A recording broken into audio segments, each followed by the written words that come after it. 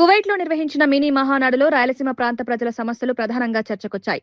ముఖ్యంగా కడప, రాజంపేట, కోడూరు, రాయచోటి, తిరుపతి ప్రాంతాలకు చెందిన ప్రవాసులు కువైట్ నుంచి రేణిగుంట, తిరుపతికి నేరుగా విమాన సర్వీసులు ప్రారంభించాలని విజ్ఞప్తి చేశారు.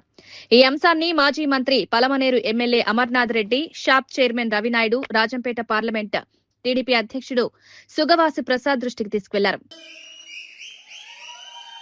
అటు దుబాయ్ కావచ్చు, సౌదీ కావచ్చు, కువైట్ కావచ్చు, అన్ని ప్రాంతాల్లో కూడా మన ప్రాంతం వాళ్ళు ఉన్నారు. మనకు డైరెక్ట్గా దగ్గరలోనే మనకు ఎక్కడైనా అవకాశం దొరికితే మాకు చాలా కష్టంగా ఉంది. ఇంకొక ఇబ్బంది కూడా చెప్పారు, దాదాపు సొంత ఊర్ల నుంచి అటు చెన్నైకో లేదా బెంగళూరుకు పోవాలంటే 8 గంటలు రోడ్డు పైన ప్రయాణం ఉంది. ఈ మధ్యలోనే ఒక కుటుంబం అంతా కూడా రోడ్డు యాక్సిడెంట్లో చనిపోవడం జరిగింది. కాబట్టి దాన్ని లేకుండా నివారించడానికి ఈరోజు మన ప్రభుత్వం ఇటు ఆ రాష్ట్రంలో, కేంద్రంలో కూడా భారతీయ జనతా పార్టీ మోడీ గారి ప్రభుత్వంతో, కూటమితో మనం కలిసి పనిచేస్తున్నాం. కాబట్టి మీరు ఖచ్చితంగా చెప్పి చేయమని అడిగితే నేను కూడా నిన్న వాళ్ళకి చెప్పినా, తప్పనిసరిగా రామ్మోహన్ నాయుడు గారికి దృష్టికి తీసుకెళ్ళి మా వంతు ఒక శాసనసభ్యుడిగా మీకు కలిసి ఉండేటువంటి వ్యక్తిగా తప్పనిసరిగా మా వంతు ప్రయత్నం మేము చేసి తీరుతామని చెప్పి ఒకసారి వారికి కూడా చెప్పే ప్రయత్నం చేస్తున్నాం. మీ మీద ఉన్న గౌరవం, మీ మీద ఉన్న చిత్తశుద్ధి, మీ మీద ఉన్న ఆలోచన, దాంట్లో వేరే ఆలోచన పెట్టుకోవాల్సిన పని లేదు. అమరన్న మంత్రిగా ఉన్నప్పుడు, ఇండస్ట్రీస్ మినిస్టర్గా ఉన్నప్పుడే మీ గురించి ఆలోచించే లోకేష్ గారు, అమరన్న ఆ రోజు కువైట్ నుంచి తిరుపతికి ఆ రోజు ఏదైతే ఇంటర్నేషనల్ ఎయిర్పోర్ట్ పర్మిషన్ అప్పుడే ఇచ్చారు, ఫ్లైట్ పర్మిషన్ అప్పుడే ఇచ్చారు.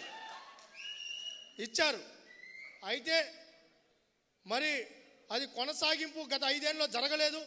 మళ్ళీ నిన్న మన పెద్దలందరూ కూడా అమరన్నం గారిని అదేవిధంగా రిక్వెస్ట్ చేయడం జరిగింది.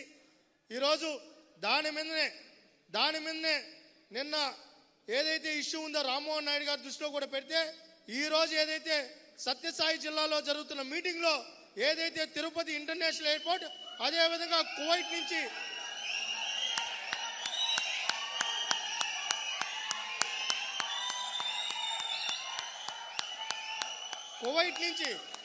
నుంచి ఉన్నది. అమరన్న గారు కూడా దాని మీద ఈరోజు రామ్మోహన్ నాయుడు గారు చెప్పారు. రాత్రి అమరన్నం కలిసినప్పుడు కూడా మన వాళ్ళందరూ కూడా చెప్పారు. ఆ విషయం మీద కూడా ఆల్రెడీ మంత్రిగా ఉన్నప్పుడే ఆ నిర్ణయం జరిగింది, అదే డిస్కషన్ చేశారు. అది ఎందుకు ఆగింది అనేది కూడా మళ్ళీ దృష్టి పెట్టి దానికి సంబంధించి కూడా అన్నగారు కూడా ఇక్కడ మాట్లాడతారని కూడా తెలియజేసుకుంటూ,